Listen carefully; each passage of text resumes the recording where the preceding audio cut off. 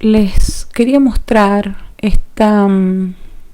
esta tabla que he armado con los distintos decenios, digamos del 1400, del 480, para que vean ustedes los artistas que hemos visto, cuándo han nacido y cuándo han muerto, para que vean que son contemporáneos, la mayoría, ¿no? Todos han vivido en los mismos tiempos. Brunelleschi, el Beato Angelico, Donatello y Uccello han nacido antes del 1400, unos años antes, ¿no? Pero fíjense que todos han sido contemporáneos. Yo les quería mostrar esto porque yo he ido hablando de ellos uno detrás del otro, porque no tengo otra manera, pero es importante que sepan que ellos han estado en contacto o han conocido la obra del otro, y Brunelleschi, que es el más viejo, recuerden que es el que va a determinar, digamos, el gran cambio de mundo por el desarrollo de la perspectiva. Ahora vamos a ver a que es León Battista Alberti. Fíjense que nace en 1404 y se muere en 1472. Les voy a mostrar algunas de sus obras. Acá tenemos, bueno, aquí está la fecha. Esta es una de sus obras más importantes. Ustedes ya de solo mirarla así, ya saben lo que es. Ya saben que es un palacio, es el Palacio Rucellai, que lo construye en 1447. Rucellai es una familia adinerada de la Florencia del 480, que, como ustedes saben, se hacen construir estos grandes palacios que tienen todos una estructura similar. Él va a ser el que va a fijar la forma típica del palacio señorial. Ahí se va a imponer el palacio más por el prestigio intelectual de las proporciones que por la ornamentación lujosa, ¿no?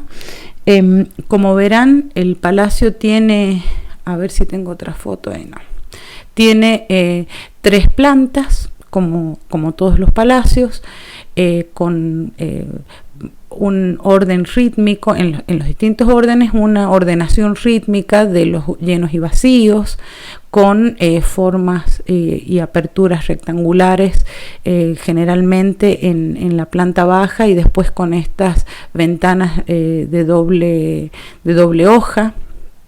En este caso, son del mismo tamaño, ¿no? Y todos van a estar hechos con, recuerden, sillares almohadillados. En este caso el almohadillado es mínimo, más bien es plano, como verán. En este caso el almohadillado le va a dar densidad al plano, le va a dar como una materialidad compacta. ¿Sí? De hecho, en cuanto uno ve el palacio entero, se ve como algo compacto, ¿no? Como algo más bien tirando a lo plano, a la planimetría. En este plano en el que se dan las distintas aberturas, va a estar en los muros al mismo nivel que estas pilastras. Mejor dicho, parecen pilastras, pero en realidad no lo son lesenas. La lesena es como un relieve que no es estructural, es decir, que no es como una pilastra que cumple la función de sostener las plantas superiores, sino que es un relieve que está al mismo nivel, fíjense, que el sillar. En ese sentido, uno podría decir que son ornamentales, pero en este caso, si se fijan bien, lo ornamental está fuera de la concepción general de esto, y más bien esto va a funcionar como una gráfica, les diré, como un dibujo, o lo que sería más apropiado como parte del diseño.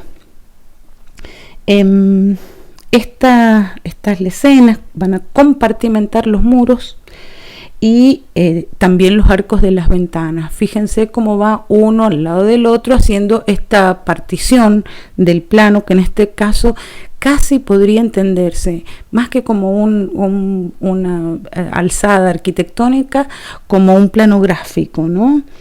Va a hacer va a hacer esos compartimentos entre los arcos de las ventanas y las cornisas, que van a quedar contenidos y definidos en términos proporcionales. La luz en estos, fíjense un detalle que me había olvidado comentarles, que es en la planta baja, que tiene esto ahí, que son asientos. Entonces la gente se puede sentar ahí como en un banco de plaza, les diré, ¿no? Eso es una curiosidad de este palacio.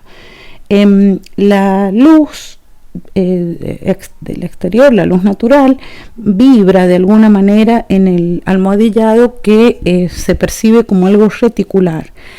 En un sentido fluye esa luz por las lesenas y a la vez se modela la luz con la forma de los arcos. Si vemos, acá se ve perfectamente como esto es un fluir vertical y acá se modela esa luz en estas formas redondeadas, ¿no? Si lo vemos de frente, fíjense el rigor geométrico que tiene, la claridad de la forma, ¿cómo les diré? El aplomo que tiene el edificio, ¿no? Fíjense las cornisas, es decir, tiene todos los elementos propios de esos palacios.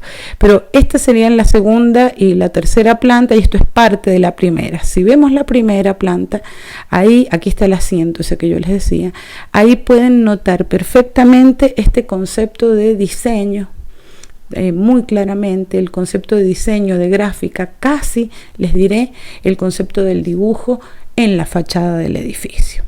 Bueno, ahora vamos a ver el templo de Malatesta.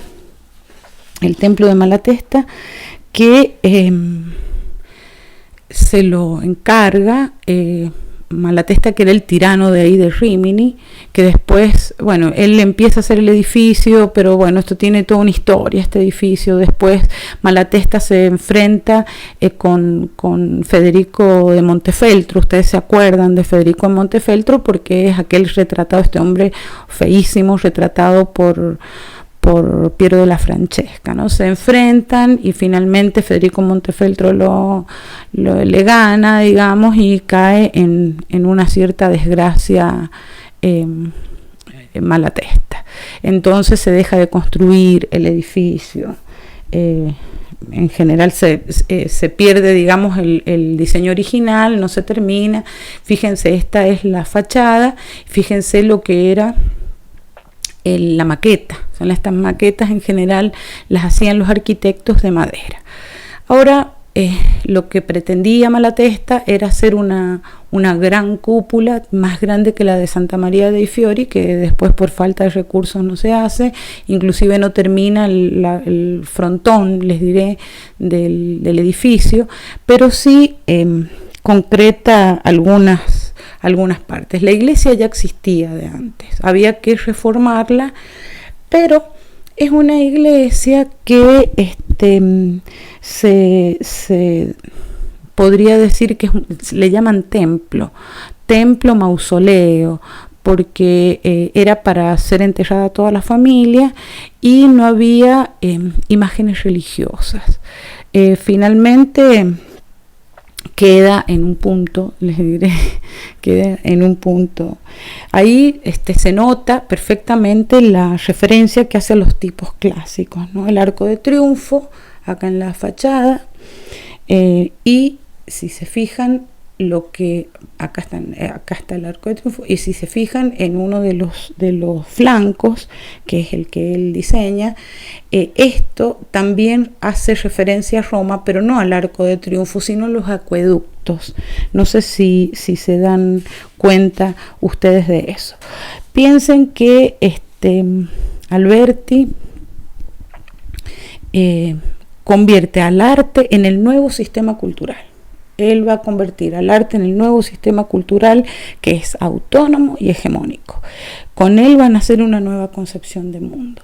Ustedes recuerden que yo les dije que los mecenas o los señores se rodeaban de artistas por sobre científicos, porque son los que van a determinar este nuevo cambio de paradigma o este nuevo mundo. Alberti es uno de ellos y él lo hace además desde un punto de vista teórico, que eso es muy propio, digamos, del pensamiento humanista. Él escribe 3 textos, uno sobre pintura, el otro sobre arquitectura y el otro sobre escultura. Estos 3 textos, estos 3 tratados que él escribe son muy importantes y son los que van a componer una teoría del arte completa. Y eso antes no había existido, ¿no? En relación con la pintura, les comento así muy rápidamente, él le da importancia a la idea pictórica y a la estructura de la forma por sobre la operatoria, las técnicas, eso no lo trata. En cuanto a la arquitectura, él es el que, yo también ya se los he dicho, enuncia y sistematiza la concepción de Brunelleschi de la perspectiva. Él va a seguir la línea de Vitruvio, que se va a completar con el estudio en directo de los edificios romanos, donde va a fundamentar el clasicismo de la arquitectura renacentista. Entre esos elementos clásicos tenemos acá un frontón que acabamos de ver, un arco triunfal y una alusión a los acueductos ahí en el flanco. Tanto el arco triunfal y las arcadas del flanco son formas abiertas que articulan el espacio externo con el espacio interno. No lo delimitan, sino que lo articulan. A ver si tengo ahí el arco triunfal de entrada con un frontis en la puerta. Fíjense las ventanas redondas que les han de hacer acordar a ustedes a Brunelleschi.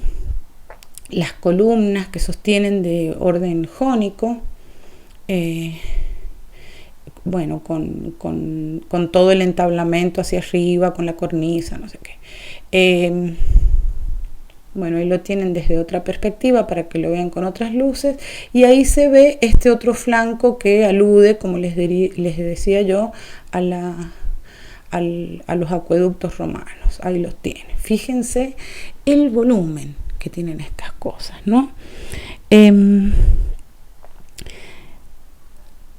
Les decía recién que tanto el arco triunfal de la entrada como estas arcadas de los laterales articulan los espacios internos y externos, pero no los delimitan, sino que permiten el ingreso del interior al exterior por estas grandes concavidades, ¿no?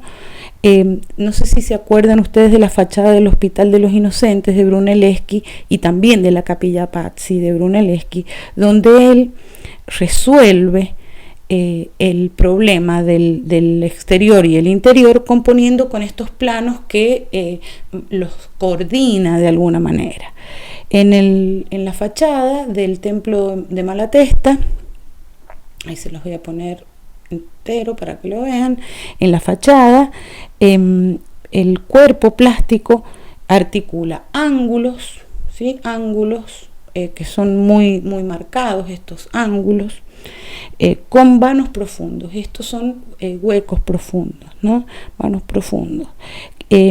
Nos van a dar una idea de la perspectiva que es muy consistente, donde se ponderan los volúmenes plásticos, los marcos, los arcos, las columnas, todo eso se entrama, conteniendo el espacio interno y externo del edificio. El espacio para Alberti no es una proyección geométrica del espacio, como lo era, por ejemplo, para Brunelleschi, ¿sí? Una proyección prospéctica, geométrica del espacio en el espacio, sino que además para él es luz, es penumbra, es atmósfera y también es color. Lo que quiere decir es que él le va a dar un valor emocional a la luz y a la concreción del volumen externo En este caso sería, a ver si tengo otro, en la penumbra de estos vanos. No solo hay en este caso analogías con el arte antiguo, sino que lo va a reforzar la imagen de penetrar en la profundidad. Él va a contrastar llenos y vacíos y los empujes del interior con el exterior. Bueno, esta es la parte interna, se los muestro así muy a grandes rasgos. Esto era de piedra porque era una iglesia antigua y Alberti la hizo enlucir, digamos, le hizo hacer un revoque para que quedara pintada plana. También hay pinturas de distintos artistas, había unas que ya no están porque después esto ha sido retomado y reelaborado. Les voy a mostrar ahora la Basílica de Andrés de Mantua, donde vamos a ver eso que yo les decía recién, estos planos en relación con esto profundo. Entonces el empuje del espacio externo hacia el interior se ve en esto y el espacio interno hacia el exterior, es decir, que él va a coordinar ambas espacialidades, la construida externamente, y le va a dar lugar también al aire. Le va a dar también, si uno lo mira así en grandes rasgos, esta basílica, van a ver que tiene algún recuerdo lejano, un eco de la Basílica de Constantino. Pues tiene una sola nave, tiene transepto, creo que tengo, ahí está, tiene una sola nave con capillas laterales, tiene un transepto y tiene, bueno, un ábside, ¿no? Pero fíjense la estructura de esta cosa, fíjense la estructura geométrica con formas puras, ¿no? La forma en la que estructura Alberti siempre es modular y el módulo siempre es el cuadrado, ¿sí?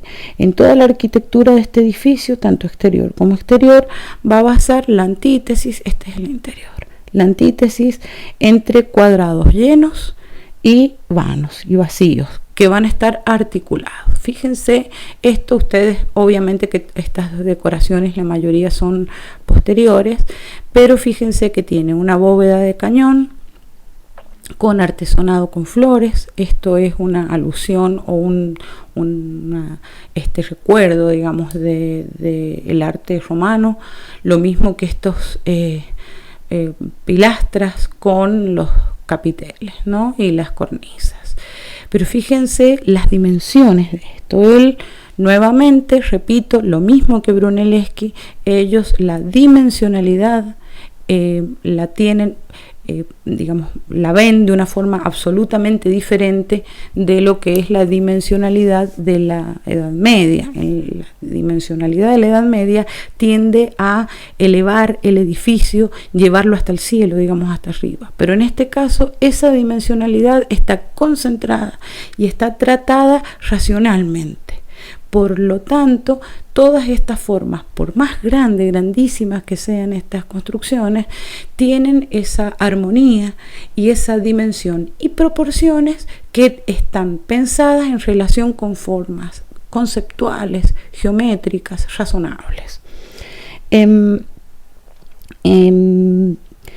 Como les dije, todas estos espacios, tanto los llenos como los vacíos, son cuadrados llenos, cuadrados vacíos, se articulan con estos estructuras plásticas muy potentes, ¿no? En el interior de las capillas, no sé si, bueno, fíjense, aquí tienen otra para que vean la articulación de llenos y vacíos. Recuerden que esto es una sola nave y estas son capillas laterales las que hay ahí, ¿no? En el vacío de estas capillas, entonces lo hueco se va a articular con lo lleno, pero siempre va a ser con espacios equivalentes. Es decir, no es que las capillas sean gigantes y las paredes entre medio sean angostas, no. El mismo tamaño tiene lo lleno que lo vacío, es decir, que el volumen del aire o la pared siempre es equivalente. En el exterior ahí tienen, fíjense lo que es esta foto vista de frente para que vean cómo son esas capillas y cómo este espacio que hay acá es equivalente a este espacio que hay acá. Fíjense los lunetos con estas luces, con estas ventanas redondas, con estos lucernarios o ventanas, ¿no? Vamos a ver la fachada, perdón. En la fachada, vamos para atrás. En la fachada hay un espacio vacío muy grande acá, fíjense, es muy profundo. Y ese es el arco que se ve de alguna manera apretado por los muros laterales, que están definidos además por las pilastras, ¿no? Entonces son muros muy definidos, espacios muy profundos, una consideración de la penumbra, de lo más oscuro, para que haga juego, digamos, y para que permita considerar también el vacío como parte de la arquitectura, ¿no? Esto que tienen acá no saben muy bien cuál es el sentido, este hueco, pero creen los arquitectos que tiene que ver como para darle un poco de sombra a la ventana que hay ahí para que no entre el sol tan directo. Bueno, ahí tienen para que vean la maravilla potente, armónica, medida de la arquitectura de Alberti. Y les voy a mostrar por último la María Novella, Santa María Novella, que fue terminada en 1470. Fue terminada, digo, porque en realidad, a ver si tengo una foto. Esta es una iglesia más antigua, es una iglesia medieval. Es malísima esta foto, pero es que no encontré una en la que se viera mejor. Es una capilla medieval. Fíjense que a él le encargan hacer la fachada solamente, ¿no? Por eso me voy a referir a ella. Aquí tienen ustedes la articulación de los planos. Fíjense, si ustedes se ponen a mirar los cuadrados que hay ahí, van a ir encontrando una cantidad de cuadrados increíble, que es como articula el espacio y cómo piensa él en este espacio, ¿no? Él va a recuperar las incrustaciones geométricas del románico florentino. Estos son elementos clásicos del arte medieval florentino, y él, como les digo, los va a hacer como renacer en esta nueva propuesta renacentista. Él elabora una composición modular. Como les dije recién, el módulo va a ser el cuadrado, y en este caso es interesante, no se ve muy bien en esta foto, pero la presencia del color. Es un trabajo de piedras incrustadas, de mármoles, de colores. A ver si tengo. Bueno, acá muy poco se ve, estos son detalles de la incrustación de mármol. Ahí se ve el rojo, es rojo, y este es mármol verde. Ahí no se ve nada, pero a ver, bueno, para que vean ustedes la calidad del diseño. La calidad del diseño siempre es geométrico, en este caso alude a las flores, pero fíjense qué armonía y qué prudente que es que son estos diseños. Acá se ven un poco mejor los verdes y los rojos, es decir, que el color va a ser parte, digamos, de la cuestión sensible, la posibilidad de sensibilizarnos frente a esta arquitectura tan bella, ¿no? El antiguo, para él, no es un modelo establecido previamente solamente, sino que es la causa que hay que encontrar en la historia para hacer luego los desarrollos. Las formas geométricas para él son una verdad. Ahí les muestro, acá se ve mejor el rojo y el verde, ¿no? Fíjense que hasta la columna está recubierta con piedra verde, no es una piedra sólida, sino que está recubierta y vienen estos diseños dibujísticos casi, ¿no? Lo mismo que en las... A ver si tengo una más de lejos para que vean. Todo esto aparece como dibujo, ¿no? Dibujo de piedras de colores. Fíjense lo que es realmente una belleza. Para él, estas formas geométricas son una verdad que impulsa, piensen, es una verdad que impulsa a pensar las verdades de la fe, dice Argan. Y esto de que la verdad esté en una cuestión racional, en una proyección de la razón, ¿no? O en un elemento pensable, más la belleza, ¿sí? Todo eso es algo en cierta forma bueno, ¿no? Entonces el bien, la verdad y la belleza son estos tres elementos de aquel concepto estructural del humanismo que es la calocagacía. Recuérdenlo porque eso yo ya se los he explicado, y en este caso estas cosas aparecen en cada uno de los artistas que hemos visto. Bueno, eso nada más de Alberti.